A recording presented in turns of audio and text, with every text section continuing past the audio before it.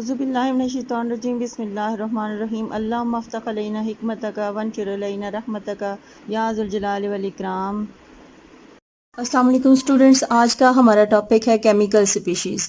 اب سپیشی کا مطلب کیا ہوتا ہے؟ لیٹن ورڈ ہے، آپ کو میں نے بتایا تھا کہ زیادہ تر جو ورڈز لیے گئے ہیں وہ گریک یا لیٹن لینگویج سے لیے گئے ہیں۔ تو سپیشی بھی ایک لیٹن کا ورڈ ہے۔ It means in the same اور لائک فارم اور کائنڈ۔ اب بائیو میں بھی سپیشیز یوز ہوتا ہے اور کیمسٹری میں بھی یوز ہوتا ہے۔ تو بائیو میں یہ یوز ہوتا ہے جی کلاسیفیکیشن کے لیے، اور ایک آرڈر ہوتا ہے کلاسیفیکیشن کا، اس میں جو ہے وہ کنگڈم سے لے کے نیچے جینس تک اور سپیشیز تک آتا ہے۔ تو جیسے ہماری سپیشی جو ہے وہ کیا ہے؟ ہومو سیپین ہے۔ سپیشی کا مطلب ہوتا ہے group of organism which can reproduce. جیسے ہر اینیمل اور پلانٹ جو ہے وہ اپنے جیسے آف سپرنگ ریپروڈیوس کر سکتا ہے، تو اس گروپ کو سپیشیز کہتے ہیں۔ جیسے ایک سپیشیز جو ہے وہ ہومو سیپین یعنی ہیومن بینگز ہیں۔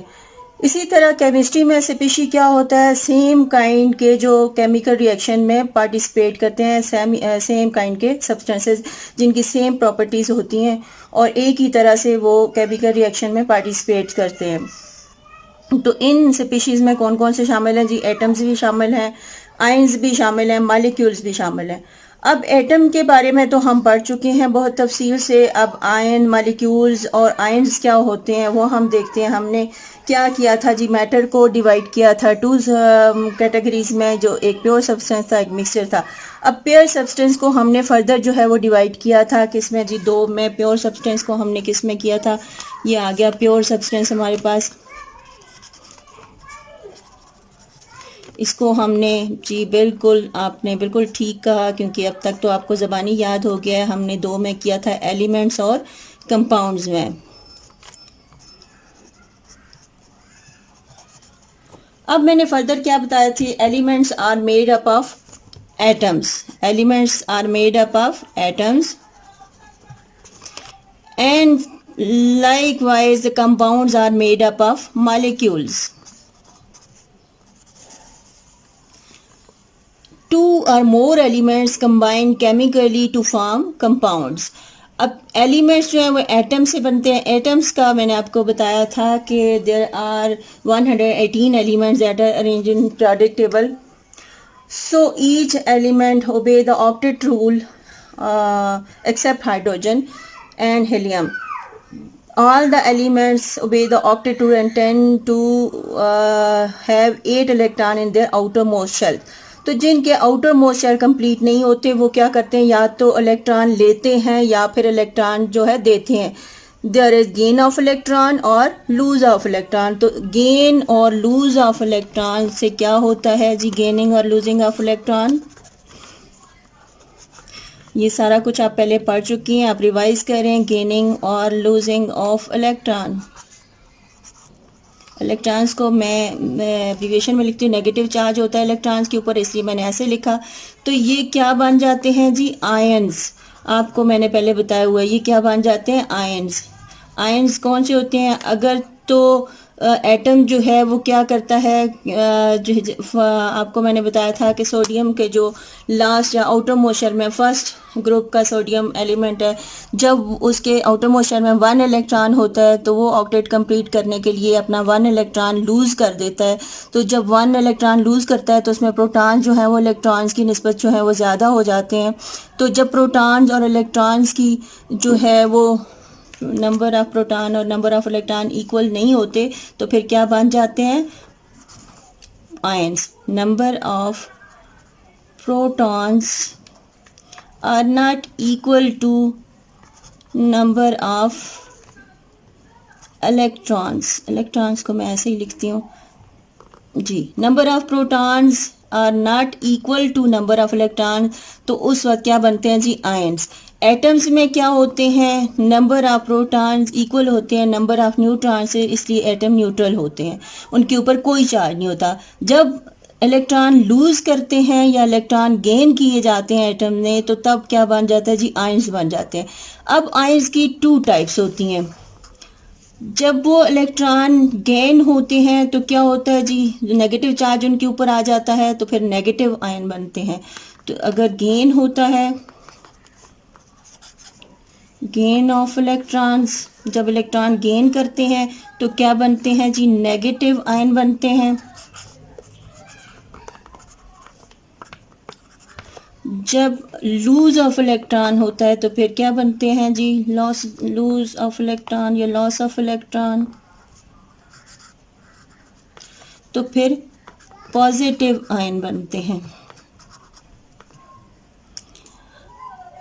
اب نیگیٹو آئن کو این آئن کہتے ہیں. کیا کہتے ہیں جی نیگیٹو آئن کو؟ این آئن. اب ان کو این آئن کیوں کہتے ہیں یہ آپ کسی اور وقت میں آپ کو بتاؤں گی ابھی، کیونکہ یہ ویڈیو زیادہ لمبی ہو جائے گی. یہ این آئن ہے، اور جو پازیٹیو آئن بنتے ہیں ان کو کیٹ آئن کہتے ہیں. کیا ہو گیا جی؟ ایلیمنٹس میں جو ہے وہ made up of atoms. Atoms جو ہوتے ہیں وہ نیوٹرل ہوتے ہیں. اب جب یہ کیا ہوتے ہیں جی؟ نیوٹرل ہوتے ہیں، ان کے اوپر کوئی چارج نہیں ہوتا. کیوں نیوٹرل ہوتے ہیں؟ کیونکہ ان میں نمبر آف پروٹونز ایکول ہوتے ہیں نمبر آف الیکٹرانز کے. پروٹون کے اوپر پازیٹیو چارج ہوتا ہے، الیکٹران کے اوپر نیگیٹو چارج ہوتا ہے. تو دونوں جو ہے وہ چونکہ ایکول ہوتے ہیں تو وہ کینسل کر دیتے ہیں، اور جو ہے ایٹم کے اوپر جو ہے وہ کیا آ جاتا ہے؟ نیوٹرل چارج ہوتا ہے، اس کے اوپر کوئی چارج نہیں ہوتا. لیکن جب وہ الیکٹران لوز کرتے ہیں یا گین کرتے ہیں تو اسی لحاظ سے ان پہ پازیٹیو یا نیگیٹو چارج آ جاتا ہے. تو وہ دو طرح کے آئن بناتے ہیں، ایک این آئن ہوتا ہے، ایک کیٹ آئن ہوتا ہے.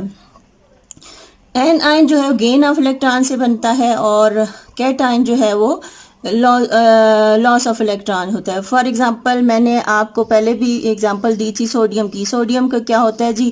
اس کو اگر ہم ایکویشن میں لکھیں تو ہم کیسے لکھیں گے کہ سوڈیم جو ہے وہ نیوٹرل ہوتا ہے. جب یہ کیا کرتا ہے جی؟ اس میں سے ایک الیکٹران جو ہے وہ نکل جاتا ہے تو اس کا آئن بن جاتا ہے.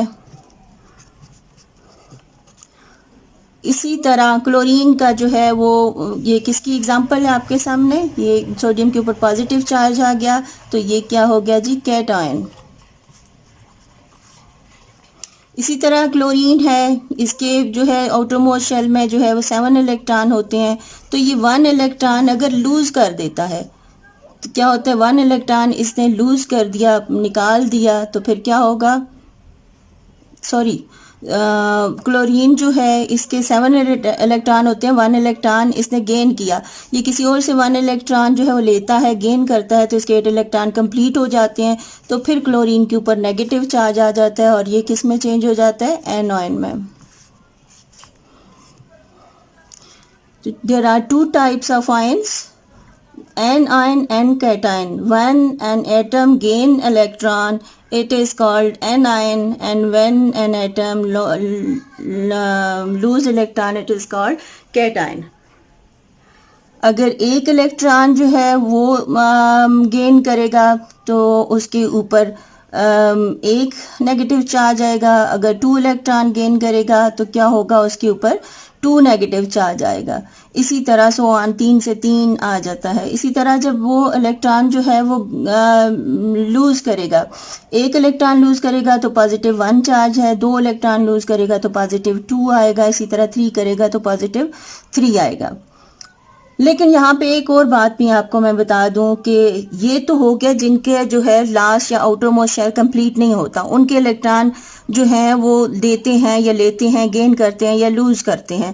ایک گروپ ایسا ہے جو میں نے آپ کو پہلے بھی بتایا تھا جس کا آؤٹر موسٹ شیل کمپلیٹ ہوتا ہے. جو کون سا گروپ ہے؟ 8 گروپ. تو ہر گروپ کا جو نمبر ہوتا ہے اس کے آؤٹر موسٹ شیل میں اتنے الیکٹران ہوتے ہیں. تو 8 گروپ کا جو نوبل گیسز کا جو گروپ ہے ان کا آؤٹر موسٹ شیل کمپلیٹ ہوتا ہے. تو وہ کمپلیٹ ہوتا ہے اس لیے وہ کسی کے ساتھ کوئی ریلیشن شپ نہیں رکھتے، ریئیکٹ نہیں کرتے، تو اس لیے وہ اپنے فری آزادانہ اس میں رہتے ہیں. تو اس کو وہاں وہ جو ایلیمنٹس ہیں ان کو ہم مالیکیول بھی کہتے ہیں، کیونکہ وہ کسی کے ساتھ ریئیکشن نہیں کرتے. تو وہ جو مالیکیول ہوں گے ان کو مونو اٹامک مالیکیول کہتے ہیں. آپ کو میں نے کاؤنٹنگ سکھائی تھی لیٹن اور گریک، تو اس میں مونو کا کیا مطلب ہوتا ہے؟ 1. تو وہ جو ایک ہی ایٹم ہوتا ہے وہ کسی ایٹم کے ساتھ کوئی ریلیشن شپ نہیں رکھتے. جو نوبل گیسز کے جتنے بھی ایلیمنٹس ہیں، آپ کو میں پروڈکٹ ٹیبل دکھا دیتی ہوں. یہ پروڈکٹ ٹیبل آپ کی بک میں جو ہے وہ دیا ہوا ہے. تو پروڈکٹ ٹیبل میں یہ دیکھیں یہ 8 گروپ ہے جس میں کون کون سے ایلیمنٹس ہیں. ہیلیم ہے، نیون ہے، ارگون ہے، کرپٹون ہے، زینون ہے. اسی طرح تو یہ جتنے بھی بلیک کلر میں یہ لاسٹ میں گروپ دیا ہوا ہے تو یہ جتنے یہ کسی کے ساتھ ریئیکٹ نہیں کرتے کیونکہ ان کا آؤٹر موسٹ شیل کمپلیٹ ہوتا ہے. ان کو زیرو گروپ بھی کہتے ہیں. تو یہ جو گروپ ہیں یہ کیا کرتے ہیں، ان کو جو ہے ان کو مالیکیول بھی کہتے ہیں. اور یہ کون سے مالیکیول ہوں گے؟ Mono atomic. اس لیے جو مالیکیول ہوتا ہے وہ ایلیمنٹس کے بھی ہو سکتے ہیں، یعنی اوور لیپ کرے گا ایلیمنٹس کا بھی. کون سے ایلیمنٹس کا؟ نان ری ایکٹیو ایلیمنٹس جو ہوتے ہیں لاسٹ گروپ کے 8 گروپ کے، وہ کیا کہلائیں گی جی؟ مانو ایٹامک مالیکیول. یہاں تک ہم نے بات کی ایٹمز اور ایٹامک آئنز کی. نیکسٹ ویڈیو میں ہم مالیکیول اور مالیکیولر آئن کی بات کریں گے. تب تک کے لیے خوش رہیے، خوشیاں بانٹیے. اللہ